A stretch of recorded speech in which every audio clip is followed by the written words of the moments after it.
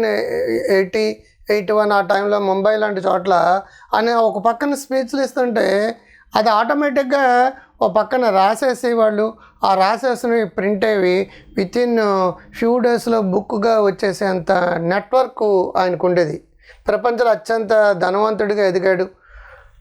ఆయన నుంచి కాపీ కొట్టడం వల్ల ఈ మధ్యకాలంలో ఎంతోమంది స్వాములు యోగులని, స్వామి సుఖమద్దానంద కావచ్చు, లేదంటే ఆర్ట్ ఆఫ్ లివింగ్ రవిశంకర్ కావచ్చు, ఇంకా చాలామంది ఈనాడు ఆయన యొక్క స్పీచ్లు ఆయన బుక్స్ నుంచి తీసుకుని ఏవైతున్నాయో అవే ఈనాడు ఎక్కువ. సుమారు 35 ఏళ్ళ క్రితం రజనీష్ పుస్తకాలు నేను చాలా ఎక్కువ చదివాడిని.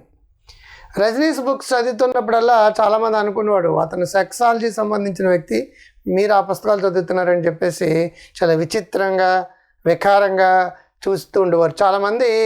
అదే కానీ తమాషా ఏంటంటే రజనీష్ పుస్తకాల్లో ఎక్కడ సెక్స్ గురించి ఉండదండి. అద్భుతమైన ఫిలాసఫీ, మేనేజ్మెంటు, లైఫ్ స్కిల్స్ గురించి ఉంటుంది. అది చిన్ని చిన్ని పిట్టకథలు, చిన్ని సెంటెన్స్తో చెప్పాలనుకున్నది చాలా కనెక్టివిటీగా ఎవరితో మాట్లాడుతున్న వాళ్ళకి చిన్న జోకులతోటి, చిన్న పిట్టకథలతోటి, సామెతలతోటి ఫిలాసఫీని, మేనేజ్మెంట్ని, సైకాలజీని, స్పిరిచువలిజాన్ని అద్భుతంగా కనెక్ట్ అయ్యేటట్టుగా చెప్పగలిగేవాడు. ఆ కాలంలో అతన్ని సెక్స్ గురువు అన్నారు కాబట్టి ప్రతి ఒక్కరు కూడా అదే దృష్టితో చూశారు. కానీ ఇప్పుడు ఎప్పుడైనా వీలైతే ఆయన పుస్తకాలు నెట్లో కూడా ఫ్రీగా దొరుకుతున్నాయి. రజనీకి సంబంధించిన బుక్స్ చదివి చూడండి. కాన్షియస్ టు సూపర్ కాన్షియస్ కానీ అలాగా ఆయన నంబర్ ఆఫ్ ఆడియో క్యాసెట్లు కూడా అప్పుడు 85, 86లో 88, 89లో రిలీజ్ చేశాడు ఆయన. విండు అనే దాంతో హరిప్రసాద్ చౌరస్ దాంతో పేరుతోటి, నవ్ అండ్ హియర్ ఫ్లూట్ తోటి శ్రీకృష్ణుడికి ఇష్టమైంది. శ్రీకృష్ణ ఫిలాసఫీ మీద నవ్ అంటే ఇప్పుడు, హియర్ అంటే ఇక్కడ. ఆ 2 CDలు అద్భుతమైన ఫ్లూట్ మ్యూజిక్స్. అలాగే ఆయన ఉపన్యాసాలతో కూడిన అద్భుతమైన క్యాసెట్ రిలీజ్ అని, సెలబ్రేషన్ అని, క్రియేటివిటీ అని, డెత్ అని, రిలీజియస్ అని, తర్వాత రకరకాల మనం ఏదైతే బయట చెప్పుకుంటున్నామో, కాంప్లికేటెడ్గా చెప్పుకుంటున్నామో ఆ కాంప్లికేటెడ్గా చెప్పుకునే అంశాలని ఒక అద్భుతమైన డైమెన్షన్లో చెప్పేటట్టు చేసేవి. అంచేత ఏంటంటే మనకి కొత్త దృక్కోణంలో ఆలోచించడం, కొత్త దృక్కోణంలో చెప్పే విధానాలు నేర్చుకోవడం, నెరేషను, ఇవన్నీ కూడా. ఈ ప్రభావం ఓ విధంగా చెప్పాలంటే 1991లో నేను మనసే ఒక పూలతోట రాశాను 1991లో. ఆ బుక్లో చాలా ప్రభావం ఉంటుంది. ఎందుకంటే ఆయన చిన్న పదాలతో, చిన్న పిట్టకథలతో చాలా ఈజీ లాంగ్వేజ్తో రాస్తాడు. అంతే ఈజీ లాంగ్వేజ్తో, అంతే పిట్టకథలతో, అంతే చిన్న సెంటెన్స్తో మనసే ఒక పూలతోటని రాశాను. సుమారు 24 రీప్రింట్లు అయిన బుక్ అది. దాంట్లో ఎన్నో చెప్తుంటాడు. నేను ఒక చిన్న ఎగ్జాంపుల్ మీకు చిన్న పెట్టగా చెప్తున్నాను. ఒక కుర్రాడు సైకిల్ నేర్చుకుంటున్నాడటండి. ఎదురుగా పలానా 1వ నంబరు, 2వ నంబరు, 3వ నంబరు మైల్ రాయిలు ఉంటాయి కదండి రోడ్డు మీద. అది పలానా 10వ నంబర్ మైల్ రాయి ఎట్టి పరిస్థితిలో కూడా నేను ఢీ కొట్టకుండా వెళ్ళాలని సైకిల్ తొక్కడం మొదలుపెట్టాడట. ఎంత దూరం వెళ్ళినా సరే ఆ 10వ నంబర్ మైల్ రాయి నేను ఎట్టి పరిస్థితుల్లో కూడా ఢీ కొట్టకూడదు అని మనసులో అనుకుంటున్నాడు. ఎట్టి పరిస్థితుల్లో కూడా 10వ నంబర్ మైల్ రాని ఢీ కొట్టేసాడటండి. అంటే నువ్వు ఏది వద్దు అనుకుంటున్నావు అదే నీకు ముద్దు అవుతుంది. అంటే ఒక విధంగా చెప్పాలంటే సెక్స్ను బూతు అనుకునే సమాజం ఏదైతే ఉందో తెలియకంటే సెక్స్ గురించి వాళ్ళు ఆలోచించారు. కొజారావు మీద సెక్స్ బొమ్మలు ఉన్నాయి,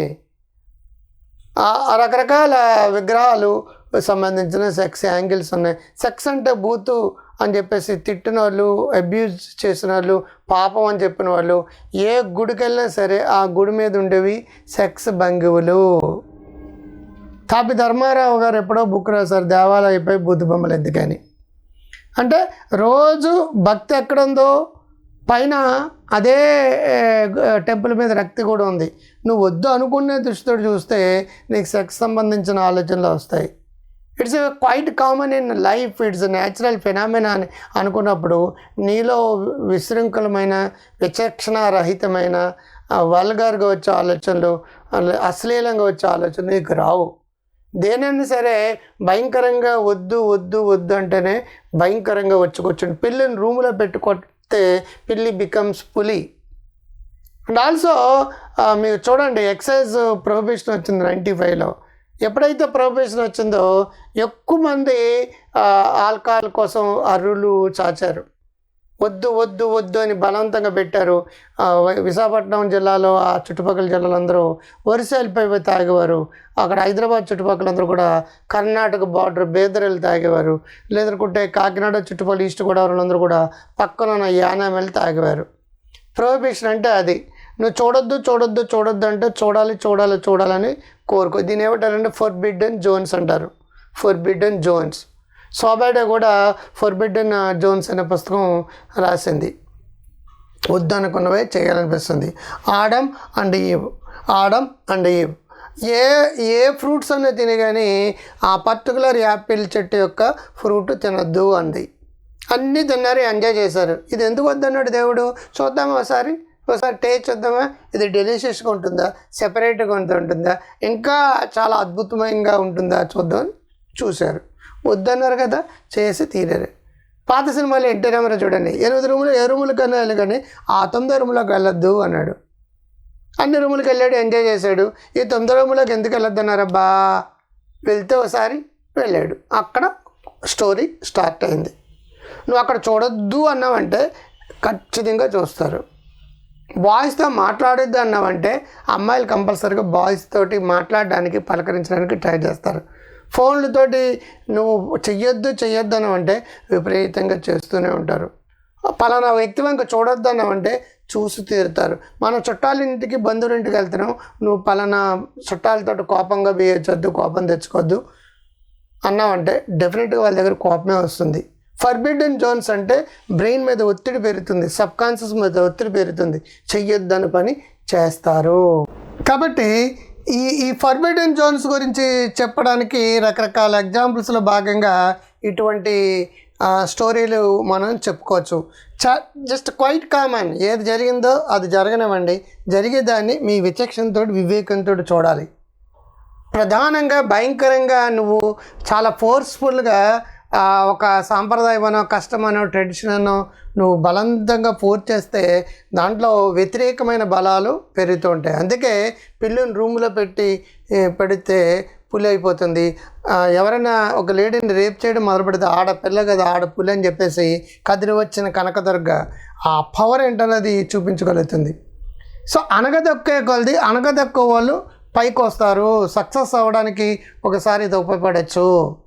కానీ భయంకరంగా కొంతమందిని వద్దు వద్దు వద్దు అనే రకరకాల ఆలోచనలు ఏవైతే ఉన్నాయో ఆ ఆలోచనల వల్ల ఫర్బిడెన్ జోన్స్ వల్ల వ్యతిరేక ఆలోచనలు వస్తాయి. కాబట్టి ఏది ఎప్పుడు ఎక్కడ ఎలా ఉండాలో అది అప్పుడు అక్కడ అలా ఉండడం అనేది విచక్షణ వివేకంతో విజ్ఞానంతో సరైన సమయంలో సరైన పద్ధతిలో వ్యవహరించడం అనేది ఉండాలంతే కానీ అందరికీ ఒక స్కేల్ అంటూ ఉండదు. కాబట్టి ఈ రజనీష్ పిట్టకథలు కావచ్చు, లేదంటే ఫిలాసఫికల్గా మేనేజ్మెంట్ గురువులు చెప్పే వాటిలో కూడా అన్నిట్లో కూడా చక్కగా సమాజానికి ఉపయోగపడడానికి కోసం చెప్పేవి పిట్ట కథలతో చెప్తారు. టేల్ థెరపీ అంటే అది మెటాఫర్స్ అంటాం. ఓకే, అందరూ బాగుండాలి, అందరూ సుభిక్షంగా ఉండాలి. సర్వేజన సుఖినో భవంతు. మీ క్రాంతికార్. నమస్తే.